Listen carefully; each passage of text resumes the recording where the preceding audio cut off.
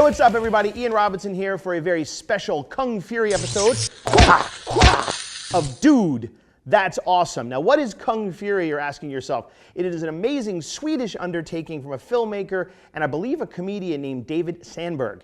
Now, what it is he took all the old 80s cliches from 80s films like action movies and he put them into one film called Kung Fury.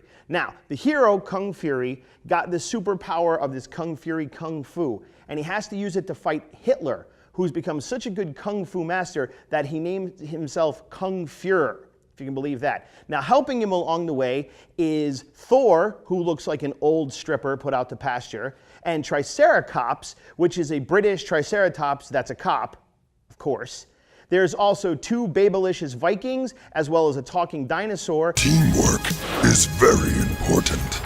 And then there's Hacker Man, who looks like an 80s pervert who would have a white van with no windows, who's the most amazing hacker ever. The movie starts with Kung Fury fighting a video game that's come to life and ends with him fighting Hitler. How could you go wrong? In celebration of something that awesome, we here at Dude That's Awesome have decided to do our 11 top cheesy 80s action films, starting with number 11, Condor Man.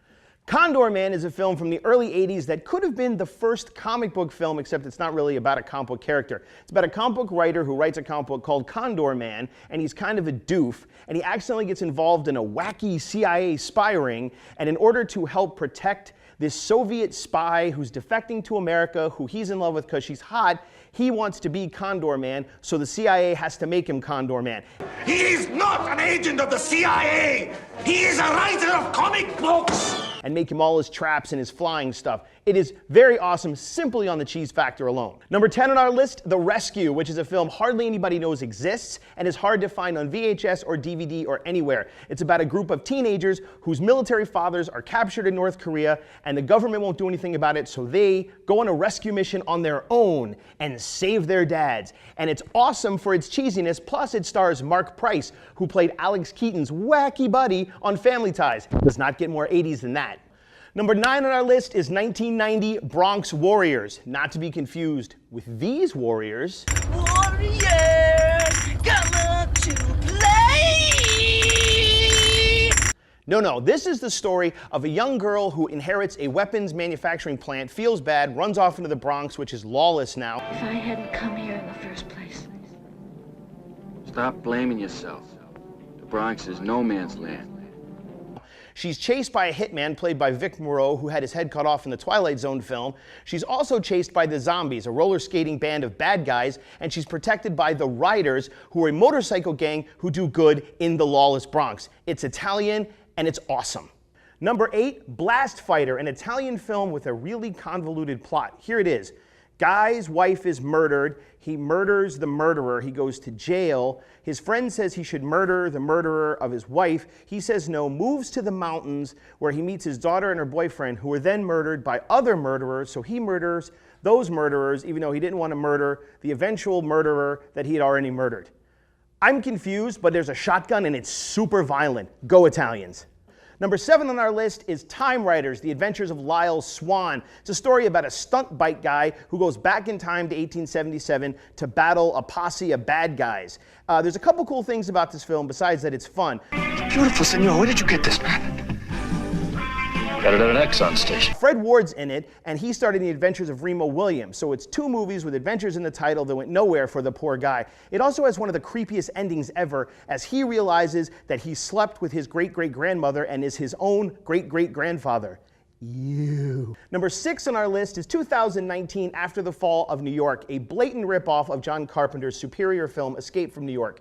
In this movie, there are no more fertile women after a nuclear holocaust. One fertile woman is found. She's living in the hell that is New York. The hero is sent in to get her, and he has to fight the bad guys who are these evil mutants named the Marmadukes or the Papadukes or the something or other, and that's the film. It's such a hard movie to watch because it's such a blatant ripoff of Escape from New York. Even the heroes. The hero here is Parsifal, and the hero in Escape from New York is named Pliskin. Call me Snake. It's kind of hard to even watch the film and take it seriously, but it is a lot of fun. Number 5 on our list, Surf Nazis Must Die. die. Everybody hated this film. Roger Ebert walked out after 30 minutes. I loved it. Basically, neo-Nazis take over California after an earthquake, and they kill this black dude that's jogging on the beach, and his pissed off mom grabs a bunch of Uzis and goes after him to kill him. How does that not spell awesome to you? Surf Nazis Must Die. Rent it immediately. Number 4 on our list is George A. Romero's Night Riders, which is a story about a bunch of motorcycle guys dressed like knights who follow the sort of Knights of the Round Table code of living, and they run around and joust. That's the film. It stars Ed Harris, which is kind of cool to see, but the best part is that it was a George A. Romero film, and he took a break from horror and decided to make like a drama about jousting motorcycle knights. You have to see it just to believe it's true. Number 3 on our list is Megaforce, which stars Brian Bostwick, of all people, as Ace Hunter. Call me Hunter. The leader of this super elite team of fighters with flying motorcycles and holograms, and he's going up against the bad guys who are led by his old buddy, Duke Guerrera. I love you. But you're hopeless. Is the film good? No, it's absolute garbage. Is it awesome to watch? Yes, especially high.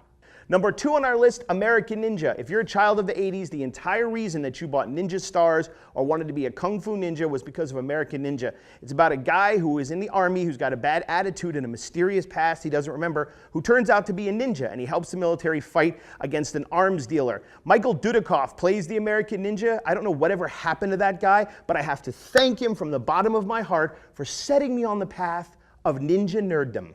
Number 1 on our list is Crawl, which was a big 80s ripoff film of Star Wars, which is actually a lot better than you'd think it is. It's about a bad guy named the Beast who lands in a spaceship that looks like a mountain with his army called the Slayers. And they go after this princess because they're going to thwart a prophecy about a good guy leader taking over the universe. She's rescued by a handsome prince, but before she can be rescued, he's got to find this 5-pointed bladed weapon called the Galian, or the Galielic, or the blah, blah, I don't know what it's called. But anyway, it's pretty cool because when you throw it, it slices the hell out of everything in the room. Crawl, a lot better than you'd think. I demand you check it out. Well, that wraps up our top 11 cheesy 80s action films in tribute to the great and powerful Kung Fury. I am your sensei, Iann Robinson, taking you on this magical trip. Thank you so much for being part of it.